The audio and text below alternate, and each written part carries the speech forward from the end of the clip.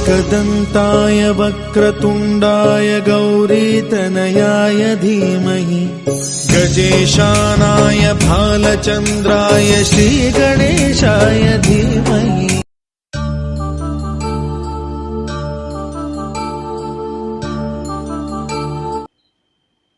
ஐந்து கரத்தனை ஆணை முகத்தனை இந்தின் இளம்பரை போலும் ஏற்றினை நந்தி மகந்தனை ஞான கொழுந்தனை புந்தியில் வைத்தடி போற்றுகின்றேன். அனைவருக்கும் வணக்கம். ஜோதிட சொந்தங்கள் அனைவருக்கும் வணக்கம். இன்னைக்கு நாம ஜோதிடம் சார்ந்த விஷயங்கள் என்ன பார்க்க போறோம், எதை பத்தி பேச போறோம்னு சொன்னாக்க, அதாவது வர்க்கோத்தம பாதம். நாம் எப்பவுமே என்னைக்குமே பார்த்தீங்கன்னு சொன்னாக்க ஜோதிடத்துல மிக நுணுக்கமான ஒரு விஷயத்தை தான் எடுத்து பதிவு பண்ணி வீடியோவில் யூடியூப்ல கொடுக்குறோம். மற்றவங்க மாதிரி அடிப்படை நம்ம எதுவும் கொடுக்கறதில்ல.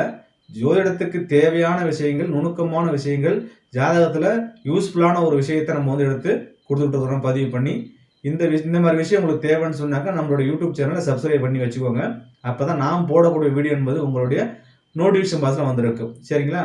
இப்போது வர்க்கோத்தம பாதம்னு சொன்னாக்க உங்களுடைய ஜாதகத்தில் ராசி சாட்டு, நவாம்ச சாட்டுன்னு சொல்லி 2 விதமான சக்கரம் கொடுத்துருப்பாங்க.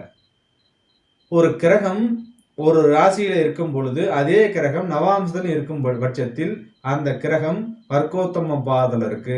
கிரகம் மட்டும்தான் இருக்கணுமா அப்படின்னு சொன்னாக்க கிடையாது, லக்னமும் இருக்கிறதுக்கு சான்ஸ் இருக்கு. அப்போ ஒரு ராசியில அந்த ராசி சக்கரத்துல 12 ராசிகளிலும் 12 விதமான வர்க்கோத்தம பாதம் அப்படின்னு இருக்கு. அதான் நம்ம பார்க்க இருக்கிறோம். அதாவது மேச ராசியில் அஸ்வினி 1ஆம் பாதமும், ரிஷப ராசியில் ரோகிணி 2ஆம் பாதமும், மிதுன ராசியில் புனர்பூசம் 3ஆம் பாதமும், கடக ராசியில் புனர்பூசம் 4ஆம் பாதமும், சிம்ம ராசியில் பூரம் 1ஆம் பாதமும், கன்னி ராசியில் சித்திரை 2ஆம் பாதமும், துலாம் ராசியில் சித்திரை 3ஆம் பாதமும், விருச்சிக ராசியில் அனுஷம் 4, தனுசு ராசியில் உத்திராடம் 1, மகர ராசியிலும் உத்திராடம் 2,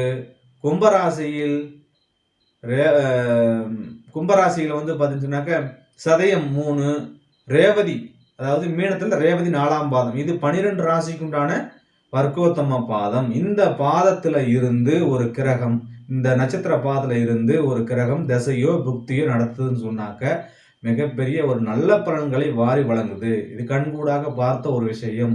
அப்போ மேலோட்டமாக ராசி கட்டத்தை மட்டும் பார்க்கறதுல எந்த ஒரு பிரயோஜனமும் இல்லை. அம்ச கட்டத்தையும் பார்த்து பலன் சொல்றது தான் இதில் மிக நுணுக்கமான ஒரு விஷயமாக இருக்கு. அதாவது நல்ல பாவகமாக லக்னத்துக்கு சுபஸ்தானமாக இருக்கும் பட்சத்தில் சுப பலன்களாகவும், அசுபஸ்தானமாக இருக்கும் பட்சத்தில் அசுப பலன்களாகவும் நிச்சயமாக தருவார். அப்போ நீங்கள் ஜாதகத்தை பார்க்கும் பொழுது நல்ல பாவமா கெட்ட பாவமா, இவர் நல்லதை கொடுப்பாரா கெட்டதை கொடுப்பாரா, ஒரு பலமாக இருக்கிறாரா பலவீனமாக இருக்கிறாரான்னு சொல்லி வர்க்கோத்தம பாதத்தை தாண்டி நிறைய விஷயங்கள் ஆய்வு பண்ணது இருக்கு. அதை பார்த்து தான் நம்ம பலனை நிர்ணயம் பண்ணி தீர்மானமாக சொல்ல முடியும். சரிங்களா? இப்போ நம்மளுடைய சேனலை சப்ஸ்கிரைப் பண்ணாதவங்க சப்ஸ்கிரைப் பண்ணி வச்சுக்கோங்க. ஜோதிடம் சார்ந்த விஷயங்கள் வருகின்ற மே மாதம் குரு பெயர்ச்சி ஆகுது, அதுக்குண்டான வீடியோக்கள் நமக்கு ரெடி ஆகிட்டு இருக்கு. நம்ம போட இருக்கிறோம். நம்மளோட சேனலை சப்ஸ்கிரைப் பண்ணி வச்சு ஃபாலோ பண்ணுங்க. நன்றி, வணக்கம். மீண்டும் வேற ஒரு வீடியோ சந்திப்போம். வாழ்க வளமுடன்.